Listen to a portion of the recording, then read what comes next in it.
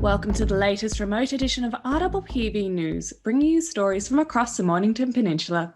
I'm Catie Sharp, and our top items for this edition are: the Chadstone COVID cluster reaches Frankston, election candidates join the airfield debate, Frankston Arts Centre goes live, and we welcome back our surfing guru.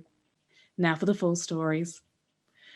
As at the 10th of October, along with metropolitan Melbourne, we look to be edging our way to the third step of lockdown, with 5 active COVID-19 cases in Frankston and only 1 on the Mornington Peninsula believed to be in Balnarring. We have no new cases in either region.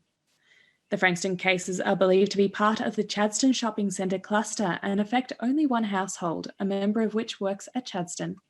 Anyone who visited Chadstone between the 19th and 27th of September and is displaying symptoms should get checked. There is a pop-up testing clinic at the Peninsula Aquatic Centre. Meanwhile, the Shire is preparing for the end of lockdown by helping local businesses set up footpath trading. As indoor dining spaces will be limited, the Shire has simplified the processes required to apply for outdoor dining permits, making it easier, cheaper and faster.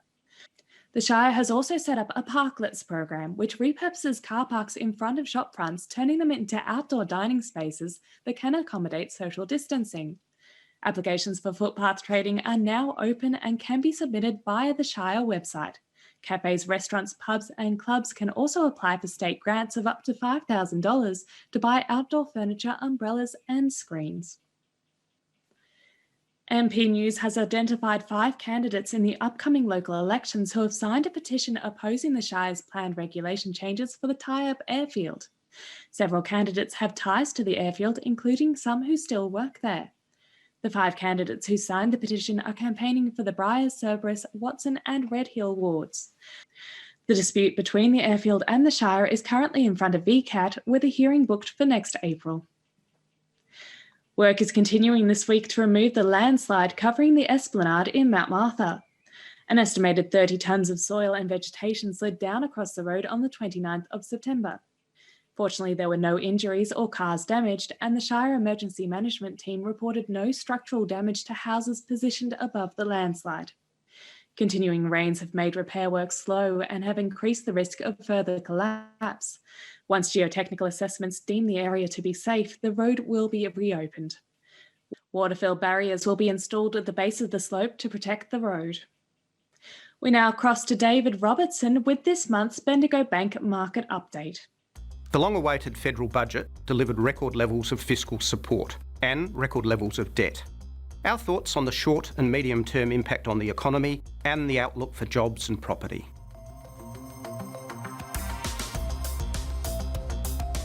The 2021 budget deficit announced was just over $213 billion, or 11% of annual GDP, which, combined with further stimulus measures outlined in the budget, plus state government support, is 1/3 of $1 trillion of direct support to our economy over the next 4 years. It's a remarkable deviation from where we were just 9 months ago, but the fiscal response is proportionate to the economic challenge of the global pandemic and is effectively a rebooting of the economy after its deliberate shutting down. The range of support measures and incentives for businesses, households and jobs in the budget were wide-reaching, including the income tax cuts brought forward, full expensing of investments for businesses, and wage subsidies for apprentices and younger workers. The budget assumes that unemployment will reach 8% by the end of the year, and then only a very slow improvement. But crucially, there is the commitment that budget repair and paying down the debt that funds all of this will not commence until the unemployment rate is safely back below 6%. This is a very sensible link of fiscal policy to the economic path ahead, so that support isn't removed until the economy can cope on its own 2 feet. As it happens, the recent jobs data has been encouraging, with the latest payrolls figures showing an uptick in jobs nationally, only around 3% behind where we were in February, and an improvement in Victoria, although still around 8% behind pre-pandemic levels there.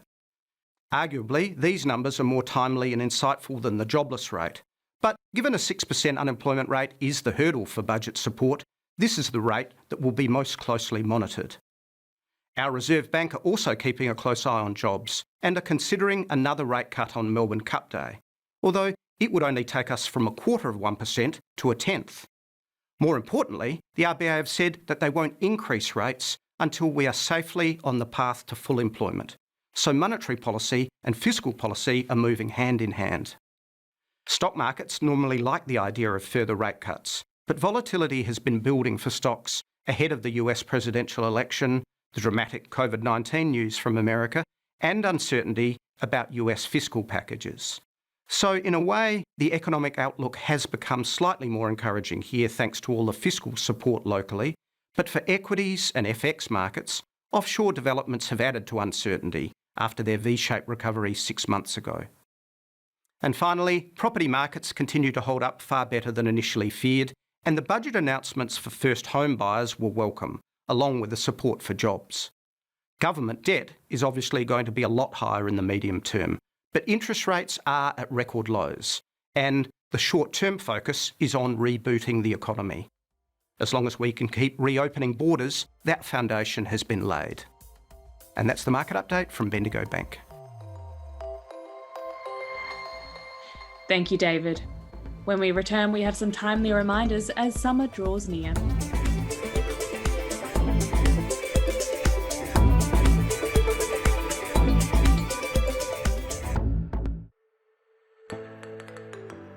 Hi, I'm John. And I'm Amy. And we're from the Scrambled Eggs Breakfast Show every Wednesday and Thursday here at RPPV. And we are here to promote the Children's First Foundation Charity Night. It's virtual, and when's it going to be on? It's going to be amazing. It's going to be on Saturday the 17th of October from 5 to 7 p.m. It's going to have some amazing guests as well, including comedian Dave O'Neill, singer-songwriter Amalia, and Professor Tom Tran. And Tom, he's fantastic. I've heard him before. He tells you all what he's going to do to help these young children. And we've got raffles, we've got auctions, we've got a zoo prize, which is just incredible. You're going to get to meet Rick Springfield, B. Birtles, and Russell Morris backstage at their show next October when it's going to be on here. So exciting.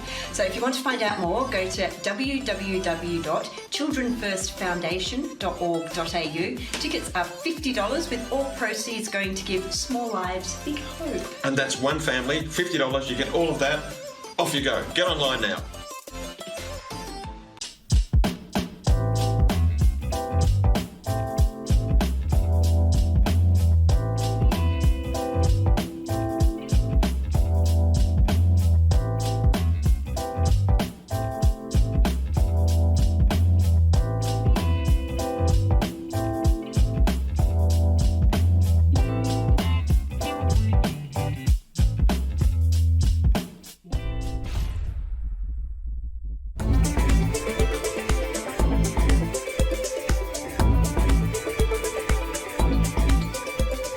Welcome back. Tighter state government regulations around swimming pools have led to a need for more inspectors. MP News reports the Shire is searching for suitably qualified people to be trained as swimming pool and spa safety inspectors. Their job will be to check on whether residents have complied with the new regulations in the lead up to summer. The peninsula, with an estimated 17,000 pools and spas, is reported to have the second highest number of pools and spas in any municipality in Australia. Pool and spa owners have until Sunday the 1st of November to register with the council. As we move closer to the end of lockdown, Maritime Safety Victoria is reminding boat owners to make sure their boats are prepared for the upcoming season. Months out of the water can lead to old fuel and flat batteries, which means breakdowns in the water. Boaters are encouraged to visit the Boating Vic website and app, which offers safety tutorials and guidance, from maintenance checklists to servicing life jackets and tips on buying a second-hand boat. The Boating Vic site also offers boat ramp cameras and real-time weather forecasts. Just go to boating.vic.gov.au or download the app. Frankston Arts Centre is hosting And We Are Live on Thursday the 29th of October. Performances on 2 stages by 4 local bands will be streamed live. Indie pop band Teenage Dads from Mount Eliza, Velvet Bloom from Rye, rapper Bowler Manny and the band Subcult, both from Frankston, will all be performing. Instead of tickets, FAC will be asking for donations of whatever you can afford, and 100% of donations will go to the artist and guest hosts. Jump on and support our local talent. And RPPFM is currently offering daily lockdown shows. Between 11 a.m. and 3 p.m. each weekday, our DJs are hosting special shows that connect our community with what's going on in the locked down world. We talk to local figures about all kinds of topics, from the impact of the pandemic on our children to the budget, from 2021 university places to what wine to drink as we ponder it all. Join Brendan Telfer and Shivani Pillay on Mondays, Wednesdays and Fridays, and Bruce Hutchins and Brodie Gozay on Tuesdays and Thursdays on 98.7 RPPFM, your only true local radio station. Now we go to Alana with the coming week's weather report. Well, seeing as we can't go to the Bahamas, I thought I'd bring the Bahamas right to you. It's Alana here with your RPPV 7-day weather forecast for the Mornington Peninsula. This week is a good week for weather reporters, seeing as it's pretty much the same all week. Today, Saturday the 10th of October, it's looking like we'll have a top of 18 degrees. You can expect a medium chance of rain later this afternoon though, so keep in mind when you're putting your washing out. Tomorrow, Sunday the 11th of October, it's looking like we'll drop to a low of 9 degrees overnight and climb to a top of 16, when you can expect cloudy conditions throughout most of the day and some southerly gusts of up to 20 kilometres an hour in the afternoon. On Monday, it's looking like those cloudy conditions will hang around. We're in for a slight chance of rain on Monday and a top of 22 degrees. On Tuesday, it's looking like we'll have similar conditions again. We'll drop down to a low of 12 degrees and climb to a top of 18. We can expect partly cloudy conditions throughout most of the day and a slight chance of rain. Wednesday is pretty much the same. We'll drop to a low of 11 degrees overnight and have a maximum temperature of 21 degrees. You can also expect a slight chance of rain in the afternoon. On Thursday though, it's looking like that rain will increase. We're in for up to 8 millimetres of rain on Thursday and a top of 20 degrees. And on Friday, we're likely to have a shower or two throughout the day. Southeasterly gusts of up to 30 kilometres an hour in the morning and a top of 17 degrees. So I'll be staying here pretending I'm on a beautiful tropical holiday, and I'll see you next week. And he's back. Our surfing host on the coast with the most, Muzz, has returned with a very local surf report. Hi guys, it's Muzz back with the Mornington Peninsula Surf Report. Still a couple of weeks away from everything opening up, so there is waves around. Should be a good swell midway through this week or towards the end of this week on Friday into Saturday. Conditions should be good. Next week the swell will taper out, so you guys who are able to get in the water in that 5-cone zone, enjoy. The rest, just have to hold on and we'll get there eventually. So we'll see you in the water.